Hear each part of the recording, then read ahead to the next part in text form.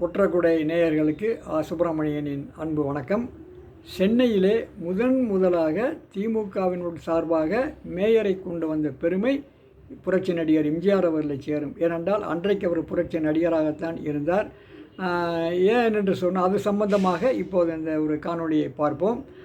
ஏற்கனவே 1959க்கு முன்பாக நீதி கட்சி இருக்கின்ற போது அதற்கு பிறகு பேரறிஞர் அண்ணா அவர்கள் பெத்தநாயக்கன்பேட்டை தேர்தலில் மாநகராட்சி தேர்தலில் நிற்கிறார்.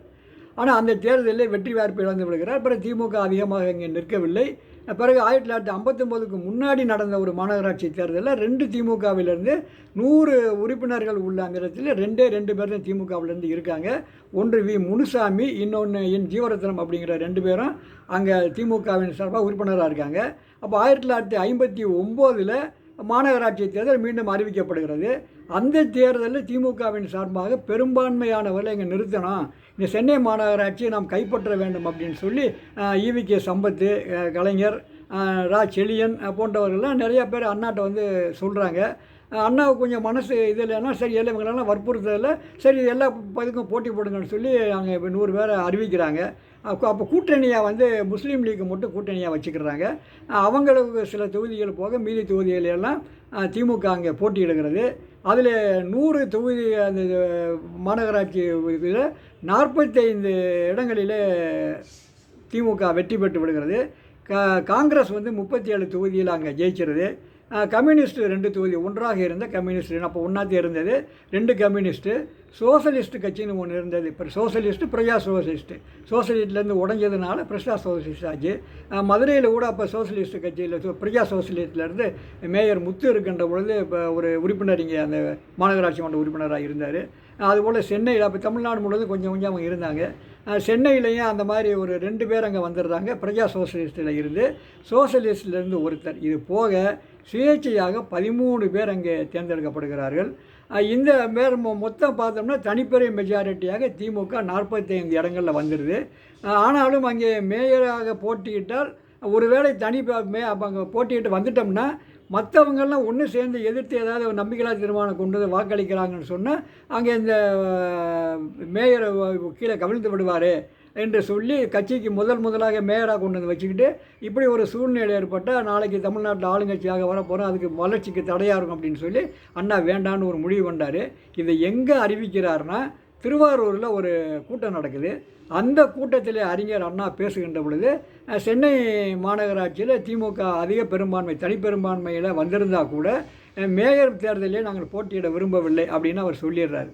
அதுக்கு பிறகு அப்போ இருந்த ஆங்கில பத்திரிகை மெயிலில் ஒரு கடுமையான அண்ணாவை ஒரு கடுமையாக ஒரு கட்டுரை வருது. மக்கள் உங்களுக்கு தனி பெரும்பான்மை கொடுத்துருக்காங்க, அப்படி இருந்தும் நீங்கள் ஆட்சி அமைக்கிறதுக்கு நீங்கள் பயப்படுறீங்க, அங்கே நிர்வாகம் செய்வதற்கு நீங்கள் பயப்படுறீங்களா அப்படிங்கிற மாதிரியெல்லாம் ஒரு கேள்வியை கேட்டு அந்த கட்டுரையை வரும் பொழுது மறுநாள் அங்கே அன்றைக்கி இரவு கூட்டத்தில் பேசிட்டு முடிஞ்சு வரும்போது அண்ணா வீட்டுக்கிட்ட கலைஞர், இவர் ஈவிகே சம்பத்து, செழியன், ராஜாராம் போன்றவரெல்லாம் அங்கே நிறையா இருக்காங்க.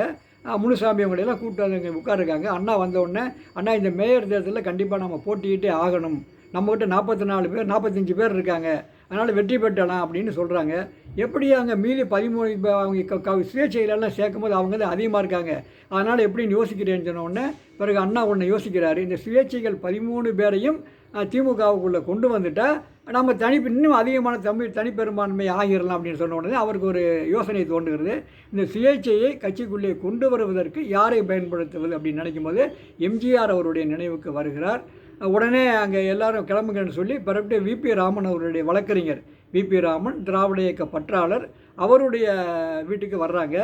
அது எங்கே இருக்குன்னா எம்ஜிஆருடைய வீட்டிலேருந்து 2 வீடு தள்ளி இருக்குது. எம்ஜிஆர் அவர்கள் இருக்கின்ற வீடே விபி ராமனுடைய வீடு தான். ஏன்னா அவர் தான் அங்கே வாடகை தான் அங்கே எம்ஜிஆர் இருந்தார்.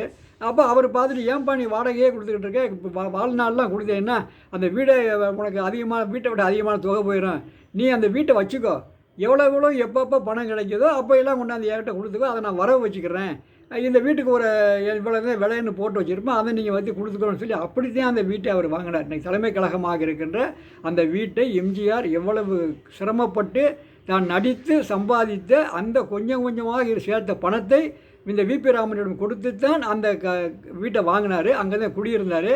பின்னால் அதை இன்றைக்கு ஒரு மிகப்பெரிய வீட்டை, கோடிக்கணக்கான ரூபாய் பெருமானம் உள்ள அந்த வீட்டை கட்சிக்காக எழுதி கொடுத்து விட்டார். அந்த அந்த மாதிரி ஒரு பொது கட்சிக்கு எழுதி கொடுத்துருக்காரு. அந்த வீட்டில் தான் அவர் எம்ஜிஆர் இருக்கார். அப்போ பக்கத்து 2 வீடு தள்ளி விபி ராமன் வீடு இருக்குது. அண்ணா வந்து விபி ராமன் வீட்டில் இருந்துக்கிட்டு ராஜாராம் அவர்களை எம்ஜிஆரை போய் கூட்டிகிட்டு வாங்கன்னு அனுப்புகிறாரு இரவு 10 மணிக்கு மேலே.